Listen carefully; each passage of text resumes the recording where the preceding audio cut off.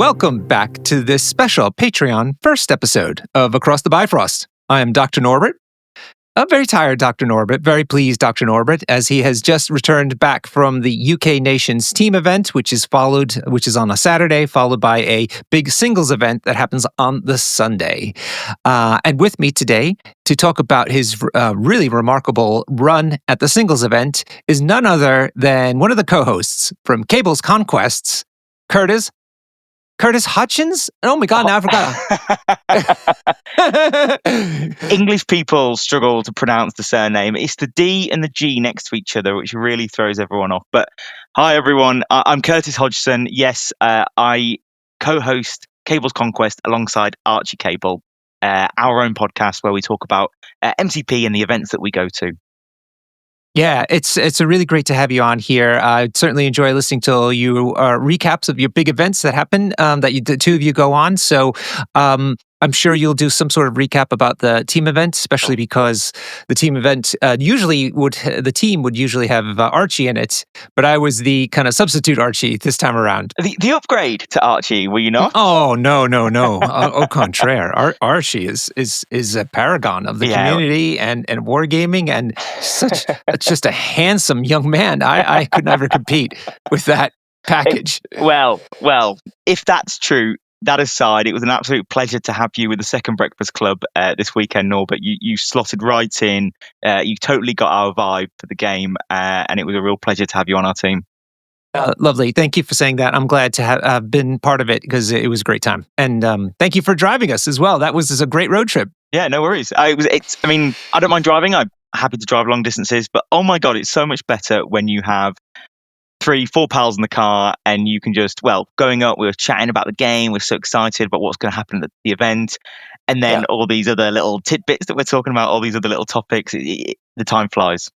Yeah, it did. It was great. Remarkable how quickly that time flew. All right. So the way it works here in the UK is we have a pretty big team tournament in the middle of the year called the UK Nations event. It's a one-day event on the Saturday. It goes for 4 rounds, and there's 16 teams. What we're going to talk about, though, then is there's a follow-up event the next day on the Sunday where it's a singles event. So it's a perfectly normal challenger type of event. You can use whatever roster you like. There's no connection in any sense, really, to the team tournament. Just to make that clear to everyone. It had 50 players in it, so a pretty big one, and lots of heavy hitters were there as well, because the whole point of doing it on the Sunday is to give people who travel to the team event something to do on the Sunday and make it kind of more worthwhile for their trip. And so my point is it had a lot of heavy hitters in it, and in addition to being quite large an event. And the fun thing about it is, in your case, Curtis, is that you carried on with your Wakandan roster. I'm not sure if you tweaked it or not from the Saturday, and had a remarkable 3-1 run, coming in 4th place. Congratulations! Thank you very much. Thank you. Yeah, that's the best I've ever done at an MCP event, and it felt most rewarding, the fact that it was such a large MCP event. I think I've done 3-1, maybe it was something much smaller, but as regular listeners to Cable's Conquest will be familiar, I'm more of a 2-2 sort of guy, or a 1-3. But no, I was really, really pleased, and I made 3 changes from my roster from the teams. I felt like I did quite well in the teams. I also went 3-1 in the teams, but with the teams event, it slightly mixed it up, so it's not the same Swiss sort of opponents that you'll be up against. But yeah, really, really pleased with how the roster performed, but also how I performed. Yeah, I was quite pleased. Yeah, going. So what does that make it? 6-2, 6-2 is over the course of the weekend. Fantastic, man. So this is why we wanted to get you on, because Wakanda is, I think, a bit of a dark horse. People kind of will add it into like the top meta when you talk about the affiliations that are in top meta right now. They'll add it, but it's not terribly popular and not talked about very much. And so I was very keen to have you on to help people out and trying to understand why Wakanda is so strong in the current meta. Yeah, no, but absolutely happy to talk about it. I've really enjoyed playing the roster. Really enjoyed playing the affiliation. Yeah, fantastic. So, but let's start though about you very quickly, because not only did you go 4th place, but it's remarkable when we talked about it in the car that you haven't actually been playing serious wargaming or MCP for that terribly long. Why don't you give everybody a very short background about how you got into wargaming and came to MCP? Sure, I'll try and keep it brief. But yes, like many youngsters, I got into my first war game, which was the Middle-earth strategy battle game, or Lord of the Rings, as it was known back then. Back in 2005, I was 11 years old. I went to a new school, and some people were playing it, and I'm a bit of a nerd, and I got hooked. And but we sort of played it in secret. I think there was about 4 or 5 of us at school. Played it in secret. Didn't want the rest of the our peers at school to find out. For about 4 or 5 years, and it was, sometimes it was an intense period, sometimes it wasn't, but it was really closed amongst this group of friends. And then come sixth form, we were certainly playing a lot less, and university completely gone, stopped playing at all, really. And thought that was just something that was part of my childhood. Whenever we met up as a group of friends, sometimes we played, sometimes we didn't, but really it was just harking back to those old days. It was never very serious. And then, like many people, I think a lot of people listening to this will feel like their journey is very similar. The pandemic hit, and a lot of us who got into wargaming as young children, it was a very expensive hobby. You can only do, what you got for your birthday or what you got for Christmas. But being given yourself lots of time during the pandemic. My wife was getting rather irritated with me, barking on about not knowing what to do. She's like, get a hobby. What about that old hobby that you did? You talk about it, you sound like you loved it. So I did. I got my paintbrushes back out. I discovered now I've got disposable income. Now I'm an adult. I could buy myself some toys. I probably bought too many. And I just started painting. It got back into Middle-earth strategy battle game. As I was painting, I was watching YouTube and discovered that actually people were still playing this game. I thought the game was long gone, part of my childhood. And then as the world was starting to open up, I put a Reddit post out and said, look, I'm in London, play Middle-earth. Is anyone else keen for a game? And I got invited into a WhatsApp. And then sort of from there, it really snowballed. I met it was a group of 40 people, I think, was in this WhatsApp. That ballooned within a year or 2 years to about 200 people. Like it got capped out or something in WhatsApp. I started hosting events for Middle-earth as well. And it was on the train back from an event in Cardiff for Middle-earth. I was with my friend Archie. Yeah. And he was like, I've just got the core box for MCP, for Marvel. I'm like, I don't mind Marvel. I'm more of a Star Wars guy, if I'm honest. But, I like Wolverine. And he's like, the game seems great. So I bought myself Wolverine, painted him up, had a practice game. And goodness me, the rest is history. Like, so it's really become such a huge part of my life, from being something I thought was long gone to core part of how I spend my time, how I spend my downtime, a large part of my friendship group. So I spend lots of time with now through wargaming. It's been a hell of a journey. And I know that you like to focus on the hobby side of the game and also the camaraderie side of the game. And so you're not trying to be super sweaty, but on the other hand, you are trying to put together competitive rosters and do well at events. So I would say my philosophy is I don't think too much sort of outside of the game, but when I'm at the table, I am there to win. I'm there to have a good time. I'm a big old extrovert. I love the hanging out. I love the socializing. I love the people, like-minded people that I've met through the game. But when I'm at the table, I do like to win. I think for me, that's a hugely enjoyable part of the game. But I don't like to win the way everyone else is winning. I like to win either with something that I've discovered or something that I find fun and thematic. So the hobby side, the theme side. For me, the hobby, one of the really valuable parts of the hobby is the immersion. So I love beautiful tables. And if you compare those with beautiful models as well, like, gosh, it's just ticking all my boxes. And so, combining all that means that I don't always have the most success on the table. But it's okay, because I'm still getting something out of it. But I'm always trying my best. Yeah, absolutely. Okay, then let us switch to your roster. Before we get into the details of it, what is it that attracted you to Wakanda? Well, Wakanda, so the original Black Panther and Killmonger box was something I got when I first got the core box. I got it as a birthday present from my sister. She's a Marvel fan, and at that point, actually more of a Marvel fan than I was. So she was like, "Oh, get this character." And the original Black Panther and Killmonger, I put them on these Wakanda bases. So everything else, classic dry brush grey, New York stone that comes with the bases. But these guys put a bit more hobby effort into them. So, but that was it. I just had those two models. I think later I got Shuri and Okoye, but really, it was a really slow-burning hobby project. The big plan was to have a full roster and maybe even a display board set in the jungle. They're all on these jungle bases. And I wanted thematic characters to go with them. So they either needed to be Wakanda characters or characters that you might see in the jungle. So I've since got a rhino. I put him on a jungle base because an animal. My lizard is on a jungle base. I know these two are great splashes. They look great. I love them. Thank you very much. And there's a few other characters. I put my Taskmaster on a jungle base because with so few affiliated characters, it's quite nice to have a rogue agent as an option. And then more recently, and we'll get onto it when we talk about the roster, I've added Red Skull, Master of Hydra, to the roster. And I put him on a jungle base because I don't play Hydra. I don't really play Cabal. So I feel like, for me, his home is here in Wakanda. So let me get this straight then. You're saying this was triggered by a request from a normie, and after that it became more of a hobby project, and they've just been sat there. This hasn't been a big master plan to be competitive in Wakanda. No, not at all. And the original intention, because I wanted Lizard and Rhino, with them being animals, to go with my jungle theme, I actually wanted to play a more scenario-based Wakanda. I wanted to play original Black Panther's leadership. I wanted lots of pushes, throws, defensive characters who could move long, get around the table, and rotate really, really well. And then I didn't really play very much with it, and I signed up to help out the South Coast Avengers with Nick Cork in little practice team tournaments. And I was like, I'd love to give Wakanda a go. And I'd love to play them scenario-based. And then all the other members of the team, they selected their characters, and not many of those scenario characters were left. So I was like, right, okay. And then Nick he coached me along, and he was like, try M'Baku, try the more killy side, the more attrition side. And I loved it.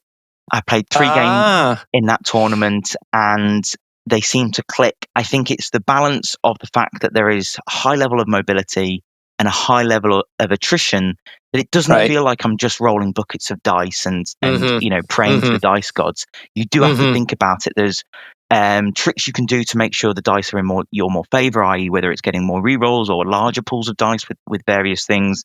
There's still lots of long moves. There's still lots of triggers that allow you to advance and move around the table. So yeah, I fell in love with it from that moment, and seem to have had a little bit of success with it since. What event was that? I can't recall which one you're referring to. It was just a little practice one. I think it was South Coast Avengers versus Weapon Flex. It was I think it was a bit of a nations practice a couple of months ago. Oh, I see. And, I see. The South Coast Avengers, they wanted just someone to fill up the numbers. I think they had 4 players. They needed a 5th, and I volunteered. I had a bit of spare time. Volunteered, and got 3 games out of that, and had lots of fun. Okay, so would you say, Nick's a very competitive player, so do you think that he kind of suggested this to you in part knowing that they are competitive in the first place? I think so. I think he was like, look, it's a strong team, and he also gave me some advice on what to play at certain threats and how to think about it. And then that just got me putting it on the table, and his words of wisdom I put into practice, and I was getting a little bit of success. And I was noticing that some of the stuff that I'd put in there wasn't quite working. A little bit of advice from Connor as well, who I think has been playing a similar sort of attrition-based Wakanda team, allow me to also make some tweaks as well. And sort of between the two of them, 2 of the best players in the country, I've learned a lot, and I've been able to see the product of that on the table. And that's been really, really rewarding. Yeah. Okay, so you talked a little bit about what makes them fun for you, and I totally get that. That sounds great. What do you think makes them competitive in the meta today? I think, particularly, and I learned this over the weekend, and I really played into it hard. When I'm going up against a scenario-based team, I can go really hard on attrition. And I can, King T's fantastic. He is the heart of the list. And the reason why they can pivot between this high attrition and also a bit of scenario is ultimately down to him. The fact that he's a long move, the fact that he has a range to place, and the fact that his builder, his Vibranium spear attack, if you attack them at range 3 but not range 2, you gain a pull or a push, towards him. But if you're at range 2, you get 2 rerolls. And quite often, depending on what you want to achieve from that attack, you decide whether you're at range, because of his long move in the place. You can decide whether he's at range 3 or range 2. it's not like, oh, I'm just in, I have to do it at range 3, but I really want to kill you. Quite often you can make sure you're at range 2. So against those scenario teams, you can use him to pull characters towards you, and then you can bring other fighty characters, the likes of M'Baku. M'Baku can have really, really explosive turns. He's got extra attacks triggers off his.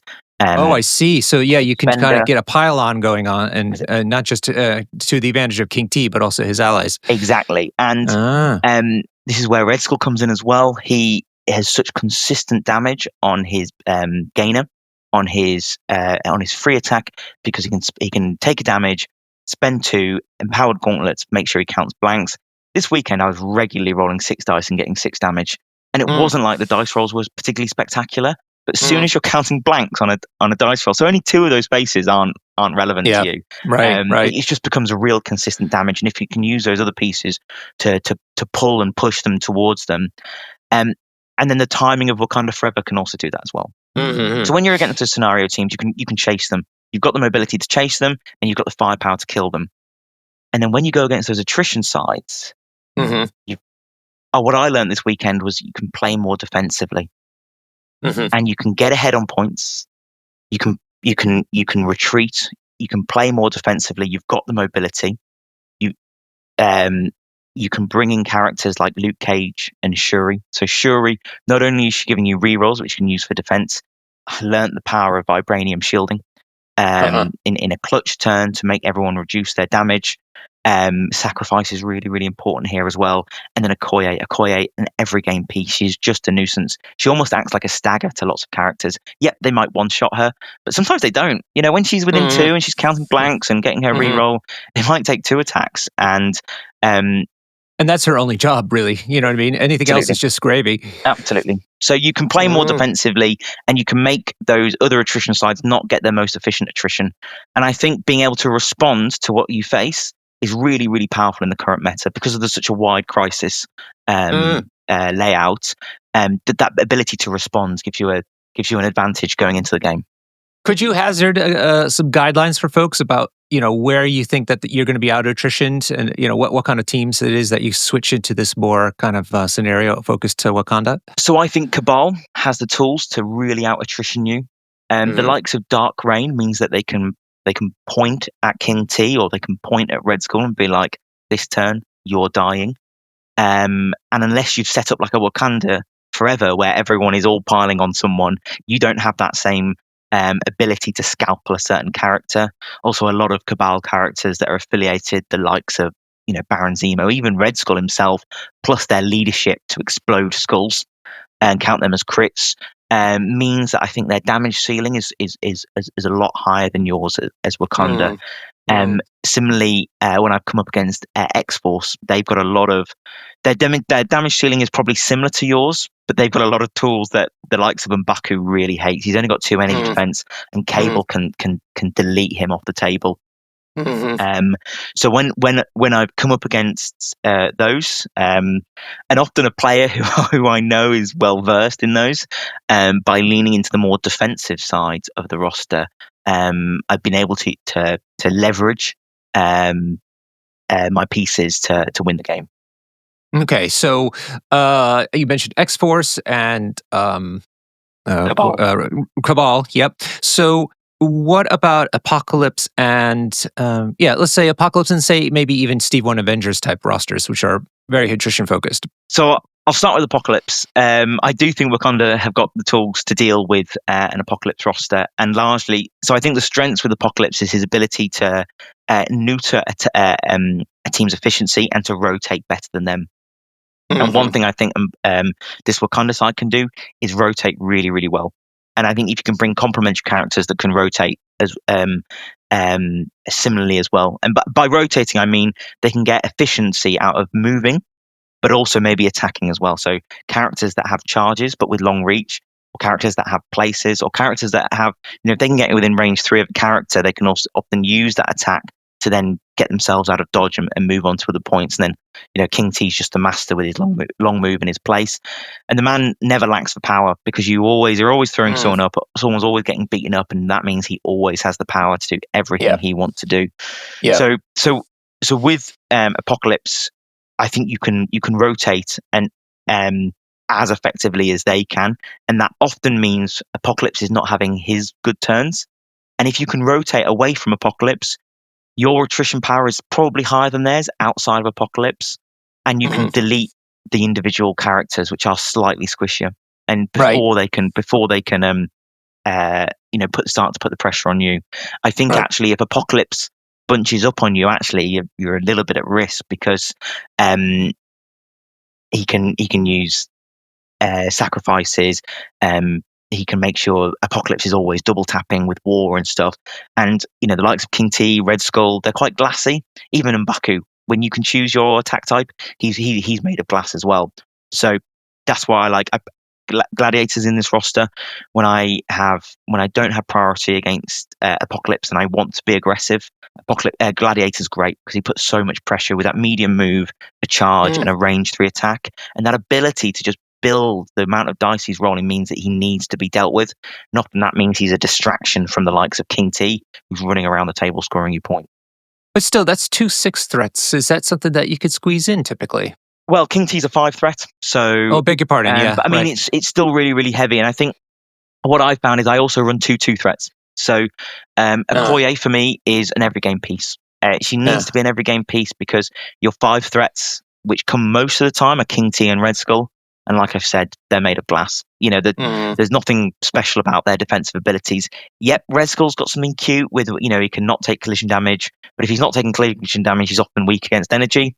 And if he's stronger against energy, then, someone can just throw Mystic at him. And he's got no ability to change within the turn. So if someone's got choice, then, it's you're not getting value out of that superpower. So Okoye, to make sure that at least one of those attacks is going into her, is great. A 2 threat as well means that you can bring these bigger hitters. And then what I've also found in the teams I played Black Widow, but from a little bit of advice from Connor and absolutely worthwhile advice, I brought in Nebula to the singles. And in 2 of my games, I ended up playing the 2 2 threats. And it was often when I'd lost priority and I wanted to put pressure on them. When they are doing that first extract grab, Nebula can really hurt them. She's re-rolling against people who are contesting to whether they're holding that extract they've just picked up or they've just moved onto a point. And she can hit them with either physical or energy with all her re-rolls. And when they want to deal with her and they want to take her out, that's not gaining them any VPs other than her damage potential. So having those 2 2 threats gives you a little bit of flexibility to bring in 5 threats, 6 threats. Right. Okay. All right. Then switching to the other types then, where you talked about how you deal with attrition teams. What about Inhumans and Kingpin-style criminals? I'm not sure I've got an answer to Inhumans. The one game I lost on... Yeah, but you say that, but you say you have mobility and you have output. Like, don't you switch it to your highly mobile attrition mode? Yeah, absolutely. To deal with them? That's how I would lean into it. But you do need to pay attention to the shape of the map. Because, for instance, if you get... And this was what happened on Saturday, we got cosmic portals and scientific samples. They're both on a D, and I had a choice between 16 threat and 17 threat. And actually thinking, Wakanda, you've got one of the best 16 threats in the game. It's M'Baku, King T, Red Skull, and Okoye. And there's not many at 16 threat that's like delivering that much output. Yeah, but it is 4 characters. You are going 4 wide. The grunts are great for that because they can sit on a back secure, for instance, while Red Skull is going on his murder mission. But I actually think that it's probably smarter when you've got such a wide map to be looking at your more mobile characters and not the characters that necessarily rely on triggers to be mobile, but those that have mobility in either their long move or they've got places or charges. Because you've got agency over that.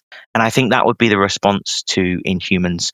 That ability, King Chi is essential there. I think Nebula comes in great with her long move and range 3 attacks. She can put serious pressure on those characters. As well. Yes. Okay. And Gladiator as well. He can do that. If you can afford it, he can do that. I've also got Psylock in this roster and Killmonger. Killmonger's got himself a charge, so he can be putting pressure on their characters. And similarly, Psylock has her telekinetic combat enhancement, which not only allows her to move short, but the next time she does a telekinetic katana, she adds 2 dice. That's serious pressure and movement. And she's also got an attack where she's got a hit pursuit trigger. So these are the characters which is more reliable than, say, a wild pursuit. So these are the characters that I would be trying to bring into Inhumans, so I can chase them around the board and try and kill them quicker than their Steelix scoring. Mm-hmm. Yeah, but you're saying that it's still a tough match. It's still really, really tough, just because of Inhumans have got a phenomenal ability to run away. The likes of Quicksilver with Can't Catch Me. If you're relying on attacks to be an essential part of your mobility, and he essentially stops that attack with his Can't Catch Me. Also, Black Bolt bodyguarding. Also, Black Bolt loves to go into M'Baku because of his 2 energy defense. So that. But do you just focus on Black Bolt and just try to get him off the board? You have to, but then all their other pieces are scoring. Yeah, sure. And because obviously he can add dice, he's got his reroll. Yeah, it's not easy. Yeah, he's a tough cookie, and dice really need to go your way if that's going to be a reliable game plan. Yeah. Okay. What about Kingpin? Kingpin, I think I can get them all on their injured side. Yeah, got it. Yep. That's ultimately the game plan. They've one thing I've really, really enjoyed about playing attrition, I normally prefer the thinking behind a scenario team, is that actually there is an art to playing an attrition side. There is an art to making sure that your attacks are well timed, so you're not, say, giving up priority when it would be disadvantageous, but also making sure that if that's the character you need to kill, that you're making sure that that's where you're maximizing your dice pools, that's where you're maximizing your reroll ability, that's where you're maximizing your volume of attacks.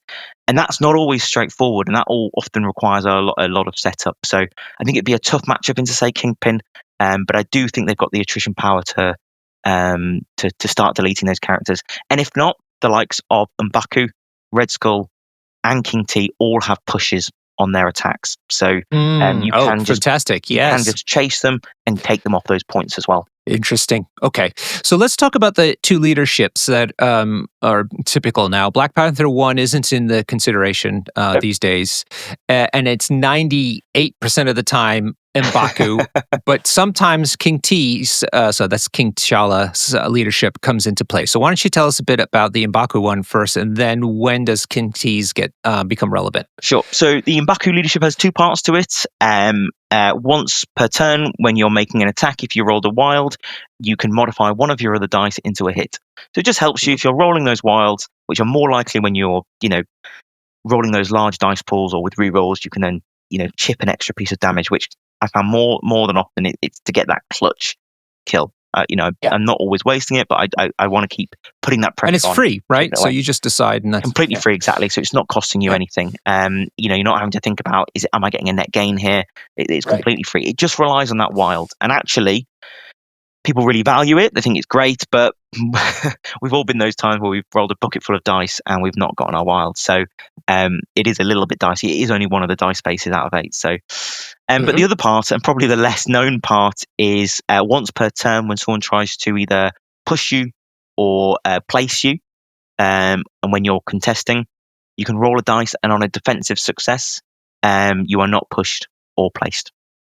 Over 8 games, that didn't come up once. Well, 7 games, because on Saturday I did play King T's leadership just the once. Okay, so you're just saying, because this is a more mostly attrition-focused affiliation, and M'Baku's leadership enables that even further, and so that's why I use it. The pushing and placing is just a little added bonus. What's the trigger to make sure that doesn't happen? Sorry. To not be pushed or placed, a crit, a wild, or a shield. Okay, and again, that's every time or just once per turn? Just once per turn. So if it's someone like Spectacular Spider-Man who has got multiple ways to displace you, often he can get through it. Yeah, and that's the pity about it being the shield, right? Because that means you're only getting 3 out of the 8 faces. Correct. To make so it doesn't come across quite likely, but also it's quite easy to play around because it doesn't count for throws and it doesn't count for advances. So people love talking about bows, and people love talking about throws being the real important parts of pieces of displacement. It's not countering those. And it's enemy effects, or does it help against crises? I think it's just enemy effects. Right. Okay, cool. All right, so then, King T's. What is it and when do you use it? So, when once per turn, when a character pushes an enemy character, then they can cause, and they collide into terrain, they can cause 1 point of damage. Okay. It's quite simple, quite straightforward. It does rely on you getting pushes. It's once per turn. It's just a little bit of chip damage. Yeah, I can see that being not so valuable It's because not, you really have to tech into it. It's not like every character can benefit from it, and often pushes are from triggers. Very few superpowers cause pushes, and very few pushes are guaranteed. King T is quite rare in that sense. It's a shame. Black Panther 1 would absolutely love this leadership. He's pushing people for days. He's always getting the pushes. Also, it's also relying on there being terrain nearby. Quite often, you try and push them as far away as possible to get them off the points. Yeah, exactly. Which often means not pushing them into terrain. So it's not hugely relevant. The time I think it is relevant is when you don't want to play M'Baku. And I don't think M'Baku is an every game piece. M'Baku is excellent. He's got a high health pool. He doesn't take collision damage from characters, and he can't be pushed by physical or energy attacks characters of size 3 or below. So he's a pretty sturdy, quite reliable piece with huge explosion. He's got a really cheap size 3 terrain throw. It only costs 2 power. His builder has a push and a place, and his spender, which is the piece de resistance, that is an automatic medium throw. And on a wild and a hit, you then get to advance short and then do your builder for free. And that means that if he's got the power, he can have really, really explosive turns where he's moved twice, he's done 4 attacks, and that's also given him the power to also get off his throw, which is really, really good. But he's not an every game piece because he does have some clear weaknesses. Other than his high health pool, he's got no defensive tech. So against reliable dice, against good dice, he does melt, even to physical and mystic, but especially to energy. He's only got those 2 energy defense, and we all know in MCP, defense dice aren't really a thing. But sometimes they spike. What's his physical and mystic? He's 4-2-4, so he's got pretty healthy stats for his physical and mystic. But yeah, his energy and quite a lot of these leaders kicking around. They've got whether it's Guardians of the Galaxy, Inhumans, X-Force, whoever, even Cabal. They've got some really, really potent energy attacks. And because you want to put pressure on the midline, if you've got priority, obviously you want to do that first extract grab. Often M'Baku he feels like he's the best option to go with. Often means he gets days round 1, KO'd round 2. So putting him into the firing line I don't always think is the best thing to do. So there are certain matchups, particularly when you want to play more scenario focused against those attrition sides, where you want to spend that 4 threats somewhere else. Whether that's bringing in Killmonger for his charge, Psylock for her martial artist and her type of attacks, or even because you want to have 2-3 threats rather than a 4 and a 2, say Shuri and Luke Cage. And because King T feels like an every game model, you've got his leadership to fall back onto. Okay, so this is King T is more of a just basically when you don't you think M'Baku is going to be more of a liability than a help, and the leadership is kind of just a little bonus. If really. King T, if you've lost priority and you're finding it really difficult to get it back, because it's really easy to keep priority turn 1 into turn 2, harder later rounds, but because you're always attacking activated models usually. M'Baku can often, when you've lost priority, be KO'd round 2, and then you're not playing leadership. Yeah, exactly. So you did use it only once, so maybe but it was during the team tournament, to be fair. But nonetheless, why don't you set up for us why you chose it in that particular instance? I chose it in that particular instance because I came up against a very competent Cabal player playing Cabal, and actually we'd had a practice. This was Angus of the Rapid Fire fame, and we'd had a practice game where he absolutely schooled me. And I was playing my team's roster against his team's roster. And I went with my usual plan, be fighty as possible, King T, Red Skull, and M'Baku. And he managed those pieces so well. Red Skull barely got an attack, and M'Baku barely got an attack. He just knew who he needed to delete and when he needed to delete them to make sure that my efficiency just wasn't there. So I was like, look, I'm not going to be playing Angus at his own game. Like I said, Cabal, they've got a much, much more powerful scalpel. and they can choose their target and make sure it's dead. And also, Angus is a very, very accomplished player. I'm going to be a touch more defensive here. I'm going to try and be a touch more mobile. I don't want to have M'Baku relying on his triggers, so I instead swapped M'Baku for Psylock. And my affiliated characters were King T, Shuri, and Okoye, and I brought in Psylock and Nebula. No, I didn't bring in Nebula. He had Nebula. I didn't have Nebula in that roster. It would have been Psylock and I can't remember now, but it doesn't matter. But either way, I brought characters that just had more effective movement on their own. Oh, Lizard. I had Lizard in that roster, and he was then able to be my first extract grab. He soaked up so many of the attacks to power up King T, and that allowed King T to just do whatever he wanted. And actually, the leadership in that became so much more handy because Lizard's got a push on his builder. King T obviously has his push, and Shuri has her automatic pushes. And when you're trying to attack a character that has 4 health rather than 5, it's unbelievable how much more easy that is, even without the M'Baku leadership. And the fact that I would push them in a previous turn to chip that bit of damage on them, And we all know Shuri always does 1 damage with her attack. She's rolling 6 dice, she always spikes, but she'll only ever do 1 damage. Suddenly with the push, she's now doing 2. So in that turn, to that character, she'll push them into a terrain, keep them within range 5. She'll now do 3 damage to them. For most characters, they've only got 2 or 3 left. That's quite straightforward for King T to move, place, and finish them off. Yeah. Especially if you're dealing with a high defense character. That when just like throwing characters into terrain and you get that automatic point of damage can be so important when they have such great defensive tech. This is similar to that. I would consider playing King T's leadership into the likes of Kingpin or Doc Ock Spider Foes, where you've got a lot of characters that have reduced damage to a minimum of 1. Because lots of instances of 1 damage are what eventually kills them. Death by 1,000 cuts. And the likes of Shuri, the leadership, King T, they're all doing that. All right, cool. So let's see this in practice. Now we're back on the kind of tuned list from Sunday.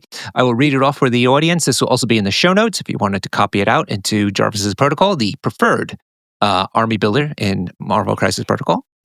And those characters are M'Baku, King T'Challa, Shuri, Okoye, Killmonger 1, Luke Cage, Gladiator, Psylock, Red Skull 2, the Master of Hydra, and Nebula. So we've talked a bit about Nebula and Red Skull 2. Let's talk about the affiliated character still. So Shuri, when does she come into play?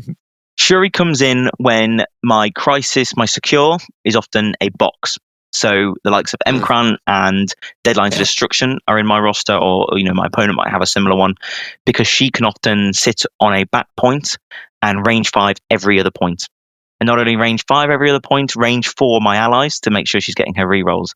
And also for that clutch Vibranium Shielding, which is another bubble. She's built up a lot of power.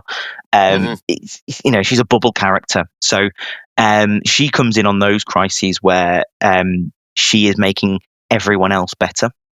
She's also displacing characters with amazing economy because she's not having to move outside of turn 1 at all. Right. On a B map, does she sit on the front side of the back secure, or where do you put her? So I'm a B might be slightly too spread for me because I'm not sure she can contest one of the back Bs and still be effective for all the other points. Right. Because that diagonal she wouldn't reach with range 5. She definitely wouldn't reach that. She might be able to influence the point ahead of her. But she wouldn't be able to reach the point ahead of her and the point to the side of her at the same time. So I'm not actually sure she comes on a B. I think on a B, I try and treat as 2 channels. And I use my highly mobile characters to fight and win one side and move across to the other. So what map shapes do you like? Just the narrower boxes? So the Deadline to Destruction is like D, but slightly more in. Instead of being 3 from the sides, they're 5 from the sides. The old sword base, now M'Kran shape. And then perhaps I'd probably even consider her on an F map. So Scoundrels, I would consider her, especially because she doesn't really care that they're taking cover. She's only ever doing 1 damage herself, but she's giving other people rerolls to try and push through that cover. I'd certainly consider her there. Yeah. Okay, cool. When does Killmonger 1 come into play? Because he's always it's a bit Marmite for me, because he's still old school, and so maybe he's a little left out of the evolution of the meta. But he's still quite powerful if you can work with him. In 8 games this weekend, I didn't play him once. Yeah. He's there as an affiliated character. If I want to have a really, really powerful Wakanda Forever turn, and if I'm leaning into that, he's great. Obviously, he's got a charge. But for me, Killmonger needs to kill something to get going. Because once he's killed something, he wants to kill like a 2 threat. That's really easy to kill. Charge into them round 2 and daze them straight away with a double tap. Because once he's killed something, he's got his kill token, therefore he's got his reroll, which makes his next kill a lot more reliable. And then obviously he wants to then chase after the big guy with Usurp the Throne. He can only do that reliably once he's getting his extra dice from Usurp. Maybe he's also getting extra dice from attacking them multiple times, hopefully with a Wakanda Forever. But then also those rerolls. The amount of times in practice games he whiffed those turns into those tankier 5 threats, 6 threats, sort of put me off him. He's there because he's an affiliated 4. And if I don't want to play M'Baku, he might be someone I fall into. But I actually found that the other 4 affiliated characters were sufficient at core that I never needed to bring Killmonger. Yeah. Okay. Luke Cage seems out of place. He's neither mobile nor much of a damage dealer. Why is he here? He makes the roster sing. Oh, listen to this. So he does have mobility, and his mobility comes from Heroes for Hire. I see. It's almost like a range 4 place, because you're within range 3 of the character that pays, and then you place within 1. So he's also tanky. So I was talking about M'Baku often has to be that first extract grab. Well, if you can go and grab that first extract with Luke Cage instead, A, you're not putting your leader in threat's way, and B, you're putting a character who's pretty tanky with his damage reduction, but he'll still take 1 or 2, so he's still powering up King T, but he can grab that first extract. And if he's powering up King T can then move near him, and then Heroes for Hire almost immediately if they start putting pressure on King T. But what's really, really crucial to this whole roster is attack redirection. And when you have Sacrifice, Heroes for Hire are too dangerous to ignore, as well as a bodyguard from Okoye, you can really, really mess with an opponent's attack patterns. And it's so important because King T's 7 health, but he's got no defensive tech other than his 4 dice. Red Skull, 7 health, but he's got no defensive tech other than his 4 or 5 dice. And even M'Baku, no defensive tech other than his 4 or 2 dice. So attack redirection is vital. So Luke Cage, just being in the thick of it, can keep those bodies alive. So he comes when you're against those attrition sides and you need to keep those pieces alive. But also he has a place in those scenario sides because you're bringing your glassy 5 threats. But why Gladiator as opposed to other beaters? I wanted to give him a go. He's new. But there are parts of his rules that I really like. I love his reach. He's a medium base with a medium move. And we all love those characters. They can really, really get around the table quickly. But on top of that, he's got a range 6 attack. A range 6 attack that's 6 dice plus the dice for all of his confidence. Sorry, range 6? Sorry, range 3. 6 dice. Yeah. Range 3. So he's moving medium with his medium base, and he's got a range 3 attack. So he's got amazing turn 1 midline pressure, almost beyond the midline with that pressure. And then after turn 1, he can charge. Because he should have at least 3 power, and that means he can get really effective attacks.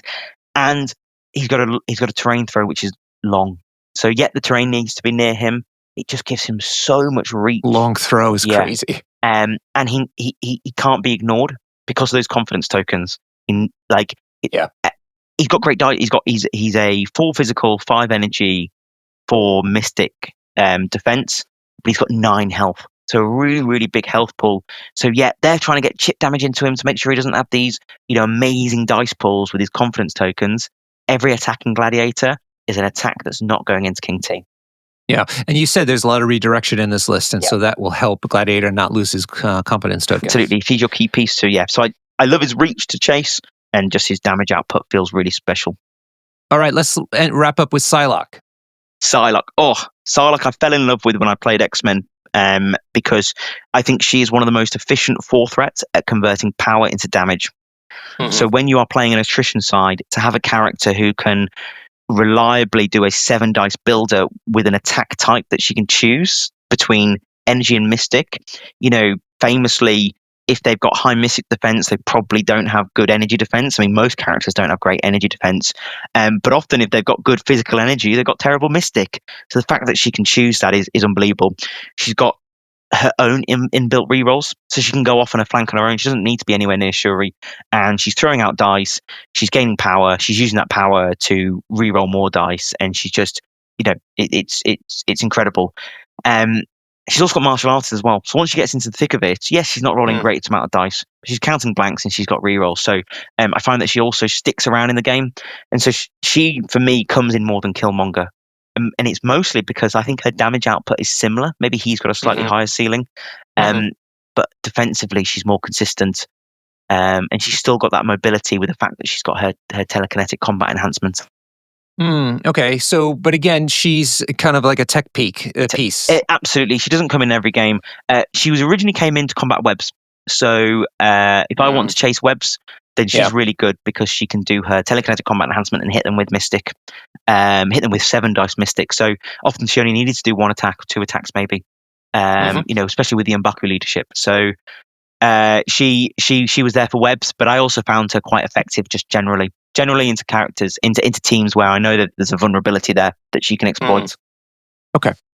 All right, team tactics cards. We've got Spirit of Wakanda, Wakanda Forever, Brace for Impact, Sacrifice, Heroes for Hire, Protector of the Empire, Wisdom of the Ancestors, Survival, Cosmic Obliteration, and Vibranium Shielding. So I would wager, based on the discussion so far, we understand what Brace, Sacrifice, Heroes for Hire, and Protector of the Empire does. Wakanda Forever, of course, is the free attacks that they all can do, which helps with the attrition side of things. Wisdom of the Ancestors helps King T survive or do more damage as well. Survival's the same. Why don't you talk? I'm curious about when Spirit of Wakanda works, considering it was so hot when it first came out, but it is kind of, people try to over use it, and meaning to say, like, try to maximize the absolute potential of it on round 1, and that's gone away now. So how do you still use this card? So it's no longer that round 1, power everyone up, send them off. I actually find myself using the heal or the remove all conditions more often. Talking about this attack redirection and keeping characters alive, I found it clutch that if an affiliated character like Okoye can just double move to within 2 of lots of your friendly characters and just heal them all for 2, can be really, really effective. But also in the likes of your matchups against APOC, she can also, when everyone's been pestilenced, because it's remove all conditions, Okoye moves 2, spends 2, everyone clears all their conditions. So it's not an every game piece, but it's always relevant because healing is always relevant, and against particular matchups, conditions are relevant. Okay. So the tricky part is doing it at the time when enough people who need that are bunched together. Yeah, the time when you're going to get value out of it. Often it's when you feel like you need a pass turn, but you can't pass because you need to go with the character. So going with Okoye, who doesn't have great attacks, to just double move and heal everyone up, or double move and clear the conditions, or Shuri can do the same as well. If it's not a turn where you want to be placing characters, she's often loaded on power, especially if she's been rolling some skulls, so she can just double move, spend 2, and heal everyone up. So I found it came in quite clutch over the weekend. Can you pick one that I haven't touched on that you think is particularly noteworthy to point out to people or use differently? So I think you misunderstood Protector of the Empire. That's not a redirection card. Oh, sorry. I thought it was his bodyguard kind of a thing. So if a character is dazed or KO'd, Gladiator can move medium and then do an attack. Yeah. Oh, okay. So fine. And he gains an additional confidence token. So he gains 2 confidence tokens if he does damage from that one. It's more of just punishing them for attacking you. But fairly self-explanatory. Thank you. Vibranium Shielding, I don't think is played by many Wakanda players. And I won't spend lots of time on it, but when you are playing that more defensive setup against those attrition sides and you've got Shuri, it's great. But survival, I think, is key. When you lose priority and you know that M'Baku is going to be your first extract grab. So if I've lost priority to, say, X-Force or Inhumans, and M'Baku has moved twice, picked up an extract, and then been dazed, survival is essential, because otherwise he's getting KO'd. And he should have the power to spend on it, and it just allows him to either survive and get out of there, or have his explosive turn with all the power he's gained. You know, he's only spending 4 of it on survival, so that's key there. But otherwise, I think everything else is fairly self-explanatory. If I'm honest, Cosmic Obliteration is there because it's amazing on Red Skull, but I rarely have the space for it. Even though Red Skull comes most games, it's more important to have the sort of damage reduction or attack redirection cards. Right. Okay, clear. All right, let's talk about the crises. You have Deadline to Destruction, M'Kron Crystal, Mayor Fisk, and then on the extract side, you have Inhumans Deploy Advanced Weaponry, Deadly Legacy Virus, and Scrolls. Let's see. I really don't know. How have you designed these crises? So the secures they're all based around these boxes. So Deadline to Destruction, for me, I think Deadline to Destruction is my best crisis. It's 16 threat. And so, for instance, if I'm against Inhumans and they go with their extracts, as they will always try and do, and they get Deadline to Destruction, I can choose my really, really powerful 16 threat, and I can put loads and loads of pressure on their extract holders because I can get onto the points and I can interact with the points. The grunts are amazing at it because they can interact for free.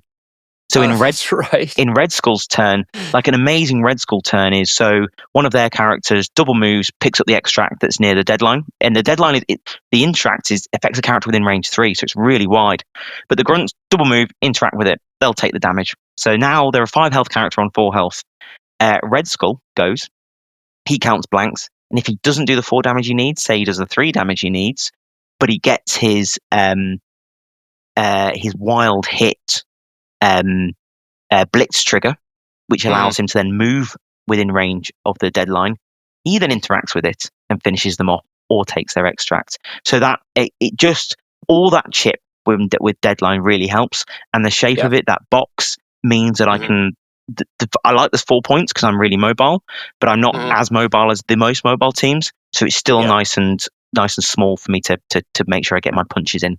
And M'Kran is the same. And similarly, it's a pay to flip. The grunts love it. The grunts are just double moving and just, flipping the points. And because you're putting so much attrition pressure on your opponents, they often need to come into you to try and do that back to you. So they're coming off their M'Krans. So it allows the likes of the grunts to go around and flip all those points. It allows you to use the triggers off your attacks. King T's Spender gives him a medium move. So he's medium moving at the end of that attack. Hopefully he's dazed someone or he's throwing them away with his wild, and then he moves and flips the point. So, nice and fighty, and I can bring Shuri with all my rerolls. Mayor Fisk, M'Baku's immune to stun. Okay. And it's also one I'd consider bringing Shuri because there's only 2 points. Well, 2 secures. I know they're worth 4. It's 16 threat, which again, like I've said, I love. I've got a great 16 threat. But also, if it's not 16 threat, I can bring Shuri, and she can sort of anchor my team away from the point, so she's not getting stunned, and just push my opponents off them because they're sort of within range. They can be within range of her, and then use my other characters as well to just deal damage while my opponent sits on them. So that's why they're all there. And then in a sentence, the extracts, there's as many midline as possible. Yeah, these are all just attrition-focused all attrition-focused extracts. And the scrolls, I know 2 of them aren't on the midline, but those pushes can often mean they're brought forward, and I can punish that. Yeah. Now, scrolls, unfortunately, are citizens, but I suppose the Inhuman player is not going to risk the 1 in 3 chance he gets scrolls and choose your extracts. Absolutely. Yeah. Okay. So I should be reliably getting my secures against Inhuman. All right, brilliant. Okay, let us do highlights to see how this all worked in action on the Sunday from the 4 matches there. So I'll read them out, and you give us a highlight about how the theory that you just talked us through came into practice. So the first round was against the great Jason Jensen, who flew over from Ireland. He was playing Mighty Thor in Asgard. This was 19 threat. You were playing on hammers and M'Kran, and you won this one quite handily, 17-6, even though he had priority. What happened? Yeah. Well, I think actually him having priority initially went in my favor because he was at Asgard and he brought all these He brought Original Thor, Mighty Thor, Gladiator, and Valkyrie. to this game. So, oh my gosh, he was going to put so much pressure on me. But the fact that he had priority meant that, if he wants to be grabbing these hammers, he needs to. One of these characters isn't going to get their attrition turn in turn one, and maybe I can put pressure on that character. And that character was Valkyrie, and Red Skull handedly dealt with Valkyrie, so that helped set me up as well. Similarly, he was trying to set up so that the likes of Mighty Thor and Gladiator would have amazing turn twos. But in this game, I went with a more defensive side. So I made sure Luke Cage was there. I had obviously had Okoye. And Luke Cage was my first extract grab, and he just managed to take a bit of chip from Gladiator. But it was exactly what I talked about, his mobility. I then put King T in a position. He had no one to really attack, so he just moved on to a point and scored it. So he then tried to put pressure onto King T, and King T had the power from other people being attacked, which meant that Heroes for Hire just brought Luke Cage not only back onto the point, but within range too, so he could bodyguard, and they didn't daze him. Classic. And he's throwing them away. And I got a bit of a points lead, and I was able to sort of protect that points lead. Round two, I got absolutely beaten up. Like, everyone got flipped. I mean, talking every single point, but with every single point to the point where I had now gained priority, and he'd not potentially capitalized points wise to like justify dazing everyone and handing over priority. And this is where I just had the Wakanda Forever turn that everyone dreams of, and because everyone was freshly dazed, everyone had loads of power. So King T played Wisdom of the Ancestors. I played Wakanda Forever. Everyone, the M'Baku, King T got their attacks, and I managed to essentially daze Gladiator, Thor, and throw Lady Jane away just from that Wakanda Forever activation and M'Baku. Yeah. And after that, he's only he needs to go with Jane. Otherwise, if Jane doesn't go, she's dead. By going with Jane, he allows me with Red Skull to finish off and KO Valkyrie, and I just scoop up the rest of the points. He's really only got Jane left at that point. And in that final turn, because Thor is able to lose his activation, I essentially run away with it. But it came down to that, because if I don't deal with Thor, he does the same thing to me.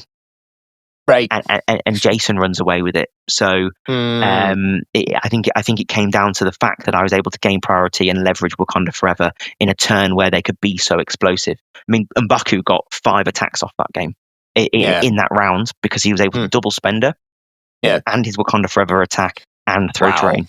It's just so explosive. That's bonkers. Yeah, but it requires that timing, and that timing was gifted to me by just how much attrition pressure he had put on me. Right. Okay, round 2 then starts your run of all London opponents, which is pretty awesome, actually. So here you were playing against the great Finley Trendle, who was taking Spider Foes instead of his usual Web Warriors. He was playing a Green Goblin's leadership as well. This was on Inhumans, Deploy Advanced Weaponry, and Deadline to Destruction. You played 18th Threat, but you had priority, winning this one also fairly strongly at 20-10. I was very pleased to get priority here and get my secures. It essentially allowed me to dictate the tempo of the game quite well. And in deployment, I was able to essentially have my 2 threats, Okoye and Nebula, and my grunts actually facing up against Carnage and Mysterio on one flank, and then my real firepower in King T, M'Baku, and Red Skull firing, coming up against his Shang-Chi, Craven, and Green Goblin. And M'Baku went first. Obviously, I'm a bit worried about Green Goblin being able to arrange 4 energy attack into him, but it's unlikely. He's only got 1 attack, so it's unlikely to daze him. So I felt confident in doing that. By doing that, he needs to bring potentially someone forward to grab the other one of the other Inhumans were on the other weaponries. side. And Carnage is the character to do that. He's got a big old health pool of 8, but he's only rolling 1 energy defense, and I'm able to leverage Nebula's range 3 energy attack with full rerolls. Now he's holding an extract. I'm able to leverage the grunts. It's only a 4 dice energy attack, but it's he's only running 1 defense. Right. And even Okoye has got her own 4 dice energy attack with her Vibranium spear. But the trade-off is the fact that it's only really 4 threat versus his 7 threat. And I think that's ultimately how it went. He had to essentially put so much effort with Carnage into dealing with Nebula and got no VPs for it because she doesn't score.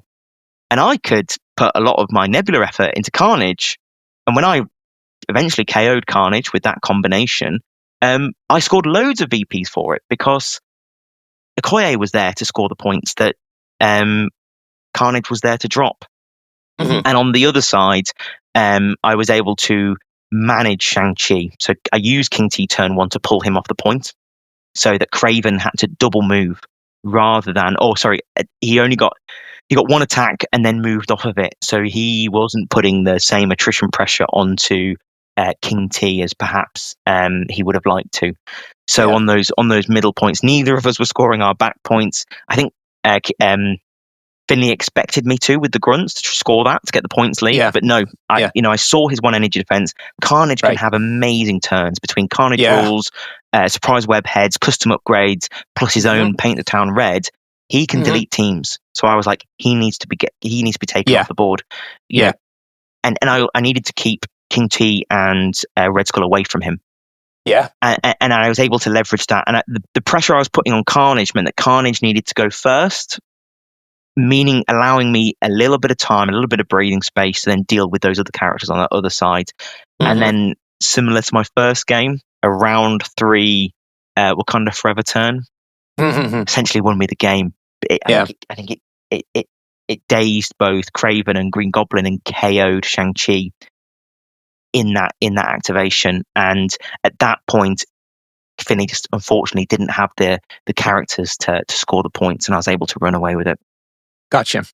Okay, doing great so far. You're moving into the 3rd round. This time you're playing good old Harry, X-Force Maestro, Harry. Absolutely. Fellow teammate of ours on Saturday as well. Yeah, so you knew all his tricks. He knew all your tricks. And the crises were Legacy Virus and Deadline to Destruction. Luckily, you played that on 19th threat. Luckily, you got priority on this one. I think that was probably quite clutch for this. And you won it very tight game, 16-11. Yeah. Tell me about this one. I mean, you say priority was clutch. I didn't want priority. Oh, but wouldn't you not want him on his preferred secures? So our secures were relatively similar. He's attrition, I'm attrition. I think I prefer mine, and he doesn't like Mayor Fisk, and I don't think I like intrusions as much as him. So there was that. But I want Cable's activation to be as inefficient as possible. Yeah. And I want to be able to respond to it. And the only way I can respond to it is if he has to he has to go with Cable before I go with the character opposite Cable. Okay. And I can only do that if I don't have priority, because we're both 5 wide. But unfortunately, I have priority. But I'm very fortunate in this. There's a size 3 building which blocks line of sight from Cable to Luke Cage. Luke Cage is able to walk up, grab that extract. And Cable can obviously get in range because he's already cat and mouse, and he can then place it on that building. But it just means by placing on the building, he's not on the point. And that allows me to bring King T up and score that point. And it also gives him another interesting target. And he's like, do I go after Luke Cage? Because he's got the extract. Or do I take my opportunity to do as much as I can into King T? Unfortunately, because of on the other side of the game, on the other side of the table, other characters had been swapping damage and stuff. King T had enough to Heroes for Hire. So that same move that I used against Jason allowed me to essentially split Cable's attacks between the 2 characters. It also made him think twice about doing the terrain throw. In fact, he actually did a terrain throw early with a size 1 to try and bait out Brace. I didn't take the bait, and I took a damage from it. Great. I was then able to attack into King T, Heroes for Hire, Luke Cage in. So I was able to share those attacks, but more importantly, win that point because I had 2 characters on it now, because Luke Cage had been heroes for hired in, and Cable had been thrown away because Luke Cage had survived the attack. I'm guessing you had M'Baku on the table. You're not concerned about that with all their energy attacks? I did have M'Baku on the table, and in this matchup, I played incredibly conservative with him, and he was scoring my back deadline for most of the game. Oh, okay. He moved over to Cable side when I wanted to sort of set up a Wakanda Forever turn to delete Cable. And on the other side, there was Red Skull was facing off against X-23 and Domino, and I did that move that I just talked about earlier, where the Grunts double move and Deadline's destruction, chipper damage on Domino. I then attack her with Red Skull, and I do exactly 3 damage, leaving her on 1. But I get my trigger to move onto the point, and she's forced to drop the extract. So I'm able to. I don't pick it up with him because I'm scared of coming in, and I want to pick it up with M'Baku actually to come in later. But then he reacts to that. He brings Jane across. Fantastic. Jane's not attacked turn 1. She's just moved, and the extract is off the secure, so she's not even on the secure. And I've got both the Grunts and Red Skull on it. And X-23 just double moves onto the point just so she can be there for next turn. But I'm scoring it. Jane's got the extract, and I can just bring M'Baku onto the back point, and no one wants this middle deadly legacy. No one wants it. So Okoye just goes up and picks it up. and I'm able to get that early points lead without losing too much attrition momentum. I'm able to put just as much pressure on him as he's able to put pressure on me. My game plan. But did it ever cross your mind to use King T's leadership in this instance? It did. At all? It absolutely did. It did cross my mind. But then when I was looking at my roster, at which character I wanted to replace M'Baku with, I couldn't. I didn't think of a better character. And actually, while Cable loves going into M'Baku can hurt him as well because he's only got 3 physical defense, and I throw terrain at him and stuff and throw him around. And my game plan, a few sage words from your co-host Jamie. If you can deal with Cable, you can deal with X-Force. So my plan from the outset was don't fall too like try and get a points lead, but focus on deleting Cable. A really, really clever play from Harry though. As soon as he's dazed, and he gets dazed in round 2, Cable, he plays survival top of round 3. And I've set up my Wakanda Forever, and it makes Wakanda Forever irrelevant, so I don't play it. But I'm still able to KO Cable that turn, even with a late Wakanda Forever. But it stops me doing it straight away, so Cable does get an activation. But unfortunately, he just can't put the pressure on me.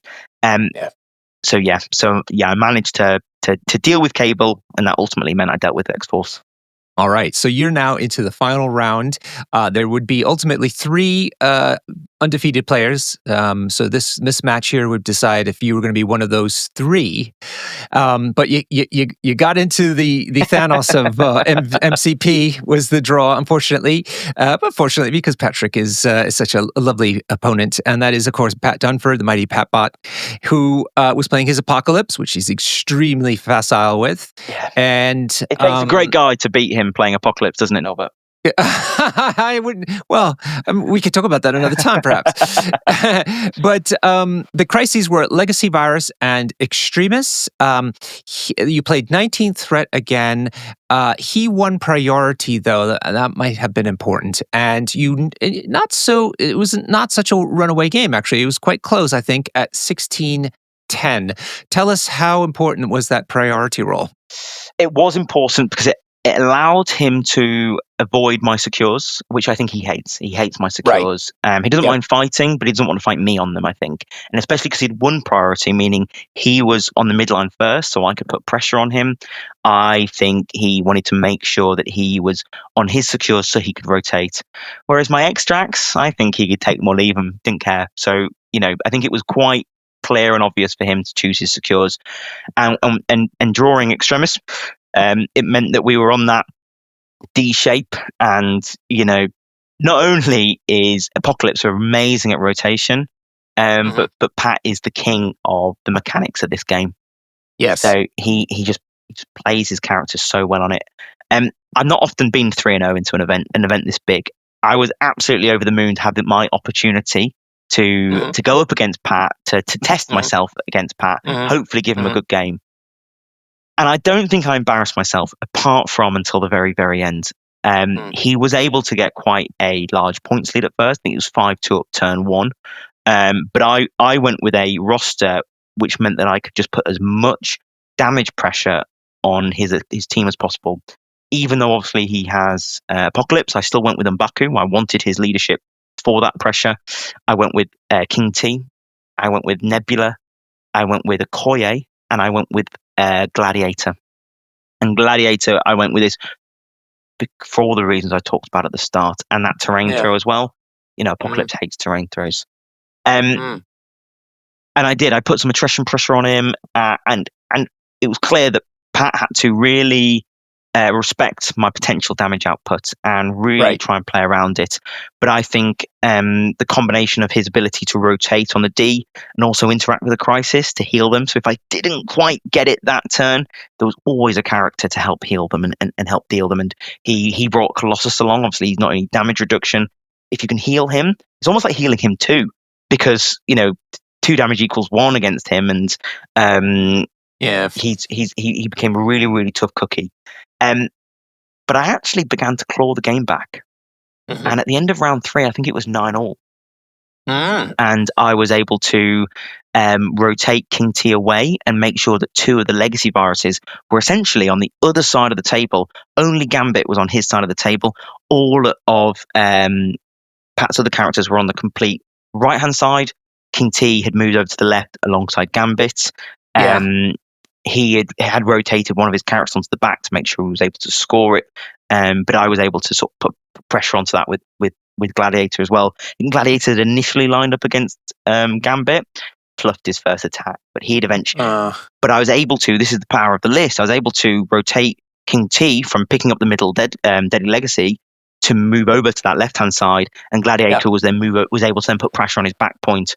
So I was able to start shifting these characters around, and he suddenly had like 12, 13 threat up against 6 threat of mine and M'Baku and Nebula, and I was still able to put some attrition pressure on them.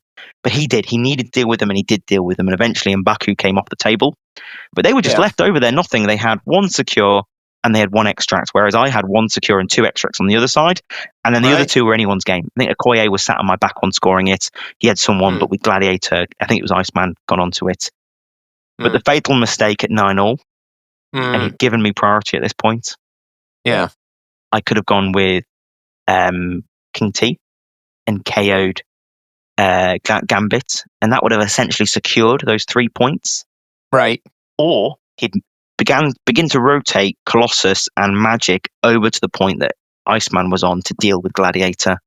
And I thought, there's a lot of characters there. I think Gladiator can do some work here. And I made the fatal mistake of going with Gladiator. I underestimated the damage output that a Death Horseman Gambit can do with Apocalypse rerolls. So Gladiator had a great activation. He KO'd Iceman and was able to sort of keep out of harm's way. He wasn't going to score much, but there's no extracts around there, and I'd gotten rid of one of his more mobile, annoying characters, taking them off table, so they're not going to be scoring. So the going with Gladiator first essentially allowed Gambit to go into King T, and King T, like I said, he's got no defensive tech. He had no friends over there to do any damage redirection. So a single attack, and he had 2 attacks, so it could have happened in 2, but a single 4 dice attack rolled 3 wilds. Well, it rolled 3 wilds and a cocked hit, which is 7 damage. I had 6 health left, and I'd blocked 1. It was exactly enough to finish me off. And Pat, the gentleman he is, he saw that hit. I thought it was clearly a hit. It was only slightly cocked. He said, "That looks cocked. I'll re-roll it. This is important." And he re-rolled it, and it was another wild. So Gambit had scored 4 wilds off 4 dice. Oh dear. And I had absolutely nothing I could do. And that was King T gone, and King T was holding 2 Deadly Legacies. Gambit was able to pick those up. And Magic and Colossus were able to score 2 points, and Apocalypse, being irrelevant, was able to sort of essentially stay where he was. And from 9 points, I scored 1 from where Okoye was, and Pat was able to score the 3 legacy viruses, and he was able to score 4 points. Sorry, he was able to score 4 points from the secures and the 3 legacy viruses, and that got him. No, he must have been on 10. Maybe it was 10-9. I scored 1 in that final round. He scored 6, and it ended 16-10. Yeah, and yeah. And so let's because this makes it worse. I think you calculated had it worked the other way around. Had you made the other decision, I think it would have been another tied game, another tied round. I should say we would have had another turn. Yeah, like by all means, I think Pat was in a really great position to still win. Like he had a fully healthy Apocalypse, but Gladiator was fully healthy, and he was deleting characters for fun. He was chasing them round. And if it had been if it had been the other way around, and King T had KO'd Gambit, which was more than likely, I had the power to Spender, the power to Bound, and also I had the power to Wisdom of the Ancestors to count my skulls. And Gambit had like 3 health left, maybe, or 4 health left on his injured side, and that makes that point essentially safe because no one is getting 2 attacks into King T. He could have even, if he'd done it in 1 attack, moved away and allowed Okoye to score the secure. So literally no one is getting at him. So I would have then scored at least 3 to go to 12. Mm-hmm. And Pat would have scored, maximum 4 to go to 14. Wow. But in a position where I can then potentially, with priority still, delete another character with Gladiator, and then I go to a position where I'm scoring 4 and he scores a maximum of 3.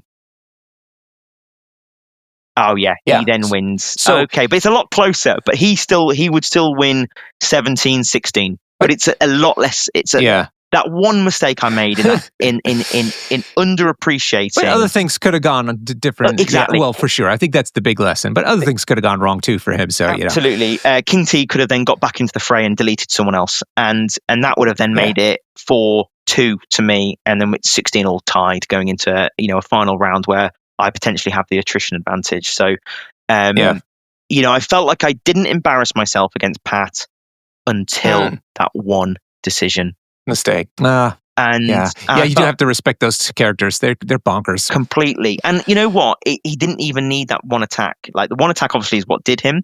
But if he had only got 1 or 2 damage on that would have then he had the power to then use his death ability, which would have then given him additional 3 dice, and then the rerolls. So, like, it was really likely that he was going to KO King T, and I didn't do that maths. If I had done that maths, and I'd made the right decision, I would have been a lot happier with myself.